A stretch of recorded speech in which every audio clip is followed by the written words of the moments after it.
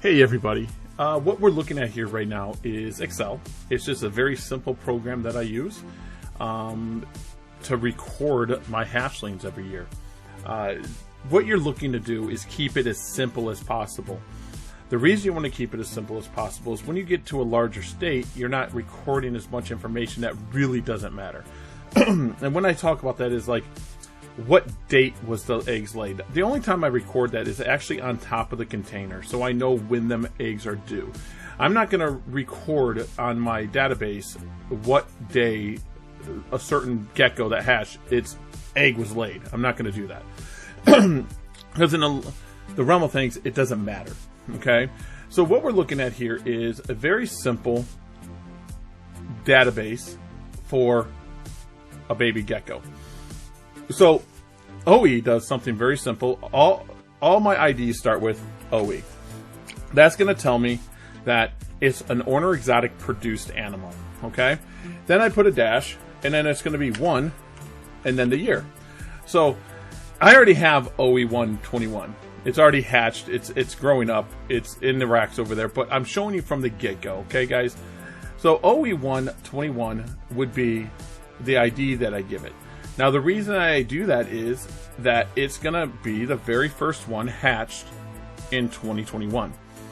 Now, am I going to do different IDs for different things? This is just for my non-wholesale animals. My wholesale animals do have genetics tracked, but they go to pet stores. I know they're raptors, and I know they're bellobinos, or I know they're this, but I do not track them this way. They're in wholesale groups. They'll have a different labeling system. So anyways, I'm going to go ahead and you can make this program and just start labeling it ahead of time. So you know that the next animal is going to be 2. And the next animal, and I'm really bad at this. I actually have to go back, as you see, and keep doing it over and over. But you know, in an order, you can go down and just keep on going. And how many hatchlings you're expecting, you can just keep going. Now, I do make new programs. I'll do, hatchling 2021-1, so I don't have, 1,500 lines in one program. I usually do 200 to 250. And then I can just go to it, and as I go, it's in a numerical order, so I know these are going to be 1 through 250, and the other one's going to be 250 through 500.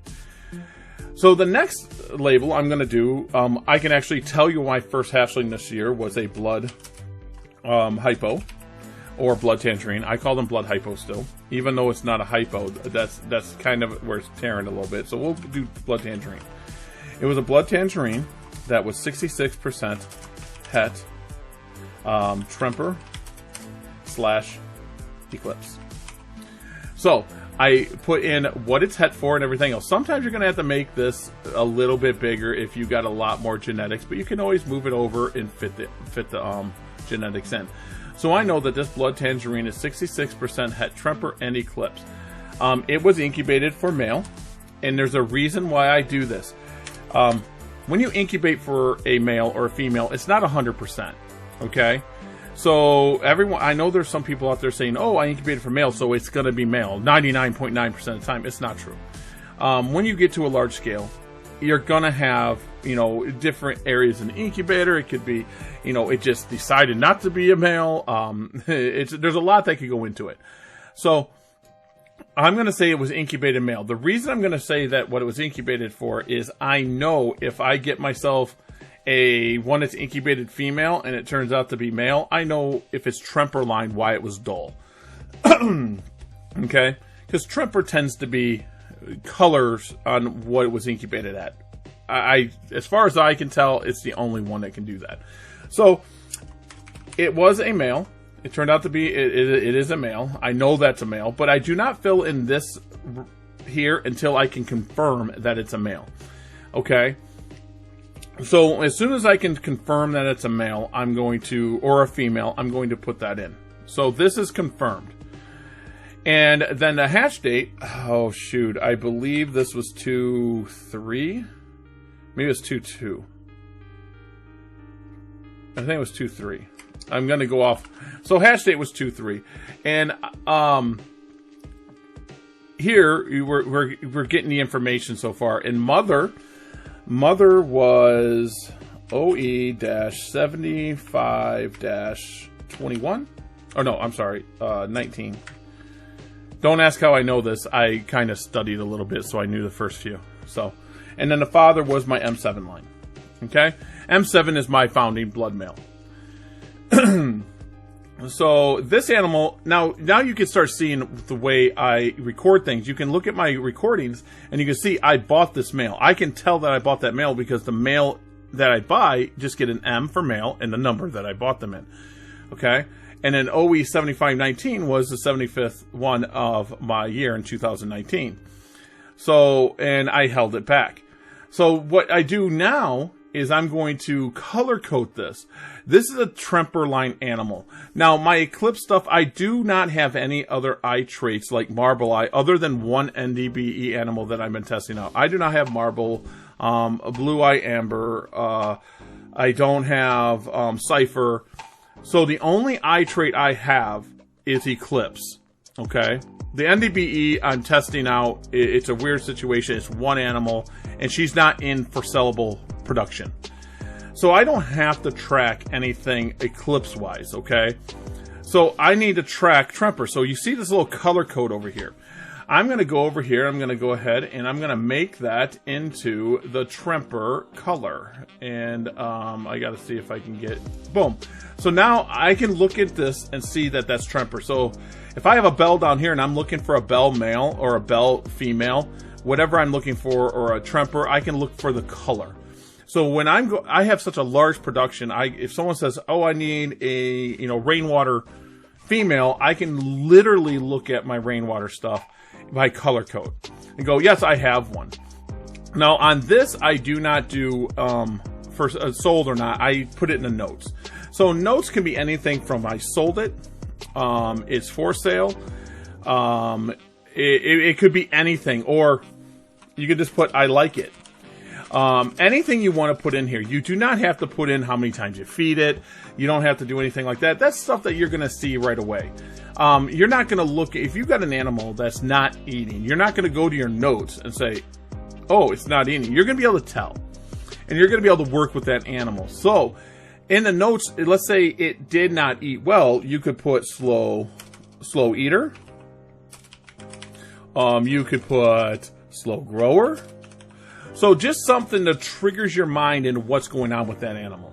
All right. So a lot of times in my notes, I'll put sold, or I'll put sold to Andrew if Andrew's the one that bought that. Anything can go into notes. It's kind of like, that's why it's not highlighted with the borders. It's kind of for me. And this is basically it. So now let's say the next one was the blood Tremper, the blood. It's an identical male. It's a male. It was incubated as male and hatched male. It was hatched the same date. And it was the same mother. Okay?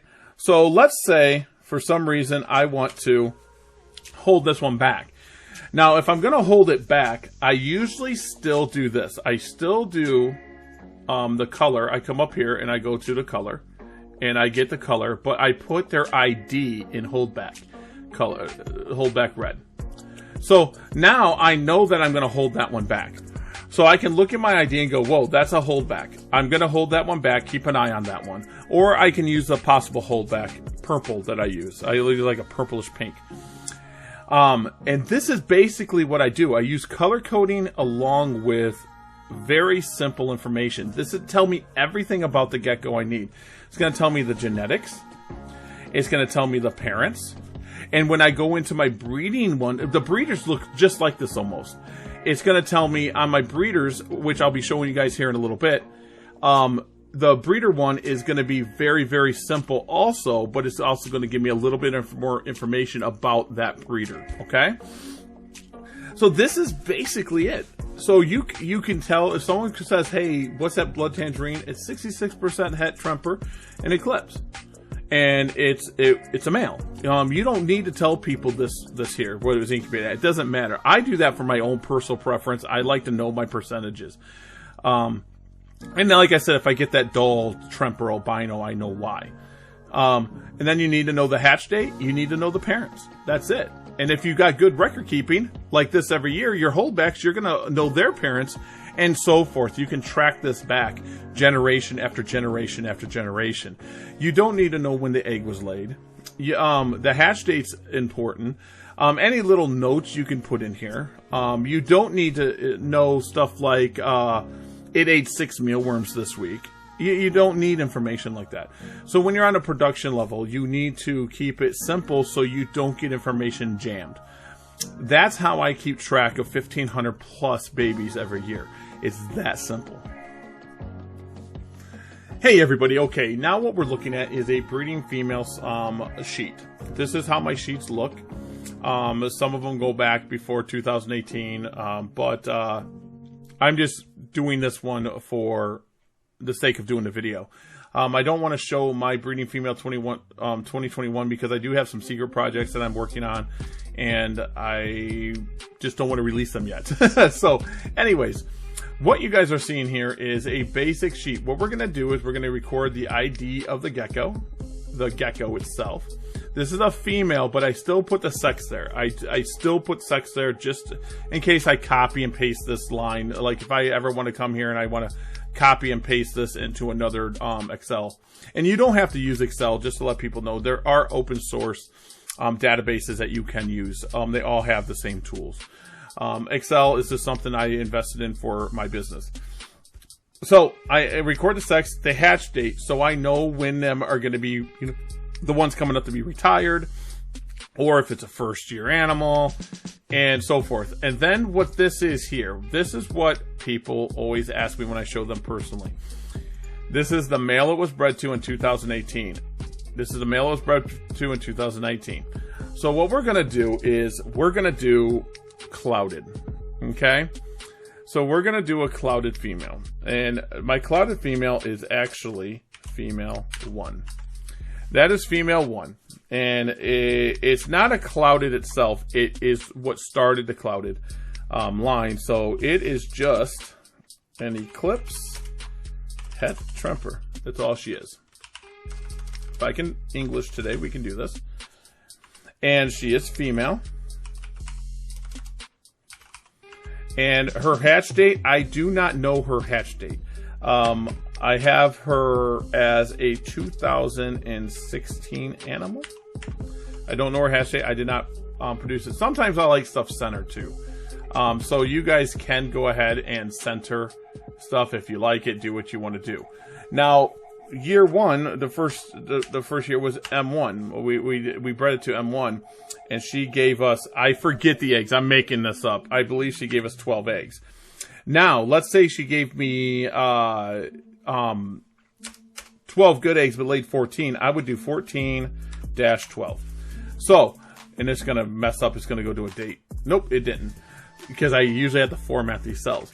So this tells me that she gave me 14 eggs and 12 of them were good. Now, where I get that information, I don't record that until the end of the year. I actually write that information on the tub. On the tub, I use a Sharpie, and I have a little good area and a bad area for each gecko, and I go good, good, bad, bad, good, good, bad, bad, and then at the end of the year, I record it. So year 2, she was bred to M1 again. And we are looking at, I forget, let's just make it up again. Let's just say that she gave us, 10-6, just to show you what this is. I told you it was going to mess up. So we're going to go ahead and do this to be text. And it'll be 10-6.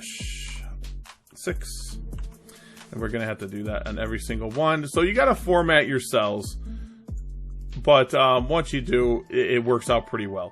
And then this, she was actually bred to another clouded line. Not another line, but a clouded male. And I remember this to the T because she actually did not produce very well last year. And she was bred to 187. Well, I should put the OE. So it's 187-19. And see, sometimes you're going to have to make these cells a little bit bigger and I believe she only gave us 8 eggs. I think I missed ovulation. That's what it was. I missed her ovulation, and we only got 4 eggs out of her. I was really disappointed. I almost retired her because of it, but this year she's actually done really good. I actually bred her right back to the same male. Dash 20 or 19. I bred her back to the same male, and we already have 14 eggs out of her, and they're all good so far. So, what I do here is now, this is kind of the record for them every year. So once you do it this way, guess what you can do the next year? You can just start a new line for 2021, unless you sell that animal. So you can continue on and just keep on doing it for the female until you get rid of that female. Now, what you could do when you get rid of that female, you can just go ahead and copy and cut that female out of your project and put it into a sold file, so you always have that that information. But this is exactly what I do for each female. And then I'll do stuff like this for my own, anything that I think is going to be like I need to know, I'll highlight in red. And that's usually the only color I use in this. I'll highlight in red. I'll do something like this, like, okay, we're not getting good animals. What's going on? We're not getting good eggs. We need to look at this, what's going on here. And if she didn't produce good this year, she would have been retired. And still, she still might be retired next year. I'm almost certain she'll be retired. So that's how I do my females, and it's that easy. And then if, let's say you got something like, we'll do one of my my blood females. Let me think of a number. I believe 1045 is a nice female. A blood. I believe 1045 is a blood. It doesn't really matter. It doesn't really matter because we're just showing you anyway. But let's say this is a blood tremper female, and she is 50% het eclipse. And the reason she's still 50% het eclipse is, I'll show you why. She's a female, so she is a 2019 female. So on this hatch date, she's already got a hatch date in her other file. I just want to know the year. You could put the actual hatch date there if you wanted to. But now here, she wasn't even alive here, so I actually put NA. And she was hatched this year, so I'm going to put, again, NA. Okay, so just to give you an example, everyone on here will have something. Now, I'll show you what I sometimes do with the NAs. But overall, this is how what I do. Now, this male, I forget the male. I can't remember off the top of my head, but it was one of her half brothers. So I'm just going to go ahead and put another number in here. It might not be 100% correct.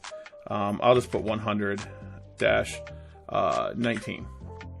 So, and then if she gave me, let's say 10-8. So she gave me 10 eggs, 8 were good. Okay. And then this year, I actually really like her because she threw some of the animals that I sold recently at Sewerfest. I believe she's 1045. I'm almost positive she's 1045. But I bred her right back to the same animal because I like the animals that came from this pairing. So I did the same male, and I have like 6 eggs so far. So this is not going to be complete right now because I don't even have this in my file. I don't even have this filled in. It's on the tubs. And at the end of the year, I will fill that in when she's done laying, and then fill that in. So here, what I usually do on NAs is I'll take this, and I like that it's there, but I'll put it in a color that is kind of there. You can kind of see it, but it tells me that I filled it in, and they didn't breed that year, because I'm smart enough to go, oh, it's a 2019 animal. That's another way, in my labeling, I know that that's a 2019 animal. So stuff like that, it just all repeats itself. And this is all I do. I have a breeder male And I don't even put in the male's records who they bred with, because it's all on the female. It gets tracked with the female. So I'm not going to double up the record keeping. That is my record keeping, and that's how I track genetics. 100%. Now, the reason that this person is still 100% or 50% het eclipse is this guy here is only a het eclipse. And the first year I got no eclipse. I got none. Zero. Zilch. But that doesn't mean that she's not het eclipse. A het eclipse to het eclipse doesn't prove nothing with 8 eggs. So I should have bred her to a visual, but I like that pattern so much. I don't care if the eclipse is in there. I'll sell them as, you know, whatever 50%, I sell them at 66% chance, you know. So they're possible het eclipse, and I label them as that. If she proves out not to be het eclipse, it'll drop it down to 50% het eclipse. But anything from this line will be het eclipse, or possible het eclipse. I know that going in. But that's my record keeping. That's it. It's very simple. I don't care if I can print it or not. I put these on thumb drives, so I can put them in any computer I'm at. I just pop them in and I work on my stuff. Now, when I'm in my room, I'll jot stuff down on note paper. I probably waste a lot of paper. I do jot stuff down like, okay, you know, like 10:45 gave me 2 eggs today, and then I'll have to, you know, have that information. I usually put them on the tub. I usually put all the eggs, but I'll put like, I moved M7 to female this. So then I'll have, if it's a virgin female, I'll come in and I'll put, okay, we started that breeding. So I'm not on the computer when I'm in my gecko rooms. But the simpler you keep it, to keep all the genetics, is the better. And color coding is an amazing thing. Color coding is just awesome. You want to color code stuff. Some people I know that I've taught this system to, they've done stuff like, they'll make these blue for male and then pink for female. If we found a pink one, right there's a pink one, I guess. But I think that's a possible holdback. But they'll make blue for male so they see all their males. I tend not to do that because I don't know. I honestly couldn't tell you why I don't do that. But I tend not to do that. I just want to know if it's this, and I can look over it's a female. Because most of my males are going to be hatched at the beginning of the season. Because I always incubate first for males. Always. It's a hunch thing. Like, oh, my first ones are going to be awesome looking. But there it is, guys. That is how I keep my records. It's very simple. You can keep Excel if you want, and do Excel. You can do any of the open source programs that are out there that have a database. It's very simple. The more tools you can use, the color coding is really nice. I like keeping track of genetics, as you guys know. So it's very important for me to do this. Now, I do not do the snow and gem snow stuff, color coding that, because I'm not at that level where I'm producing enough of all 3 or 4. Should I say? Because I only have gem snow and max snow anyway. But my gem snow is only in my bells, and I don't have max snow in my bells. So there's reasons why I don't color code, but for certain genetics that you shouldn't mix. So let's say if I wanted to do something here, I could add mac snow to the group, and you can just make this to be another color code. And you're going to say, well, how can I do them all? And you could just say, well, you know, instead of this color, you're breeding for, you know, max snow.